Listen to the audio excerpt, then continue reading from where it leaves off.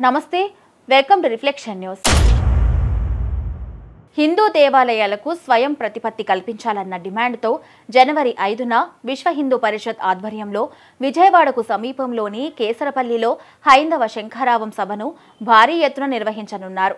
ప్రతి హిందువు హైందవ శంఖారావం సభకు హాజరు కావాలని, ఆలయాల వ్యవస్థను రక్షించుకునేందుకు ఏకం కావాలని Vishwa Hindu Parishad organising general secretary Milind Parande పిలుపునిచ్చారు। హైందవ శంఖారావం పేరుతో లక్షలాది మందితో భారీ సభను నిర్వహించనున్నామన్నారు మిలింద్ పరాండే। దేశానికి స్వతంత్రం వచ్చిన తర్వాత ఒకదాని తర్వాత మరొక ఆలయాన్ని హిందూ సమాజానికి కాకుండా అనేక రాష్ట్ర ప్రభుత్వాలకు అప్పగించడం విచారకరమన్నారు।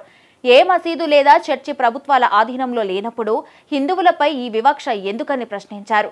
దేవాలయాల నిర్వహణ, నియంత్రణ హిందూ సమాజంలోని అంకితభావం సమర్థులైన వ్యక్తులకు అప్పగించాలని పరాండే డిమాండ్ చేశారు। ఇప్పటికే ఆంధ్రప్రదేశ్ ముఖ్యమంత్రి చంద్రబాబు నాయుడుని కలుసుకొని ముసాయిదాను ఆయన పరిశీలన కోసం అందజేశామని మిలింద్ పరాండే తెలిపారు। ఇతర రాష్ట్ర ప్రభుత్వాలు వివిధ రాజకీయ పార్టీలతో కూడా ఇదే విధమైన చర్చలు జరుపుతామన్నారు। సెప్టెంబర్ 30, 2024న బీహెచ్పీ దేశంలోని అన్ని రాష్ట్రాల గవర్నర్లకు మెమోరాండం సమర్పించిందని, దేవాలయాల నిర్వహణ నుండి వైదొలగాలని ప్రభుత్వాలను అభ్యర్థించిందన్నారు। దేవాలయాల విముక్తికి, హిందూ సమాజం మేల్కొల్పడానికి, ఆలయాల స్థిరాస్తులను కాపాడేందుకు ప్రతి ఒక్క హిందూ ముందుకు రావాలని కోరారు।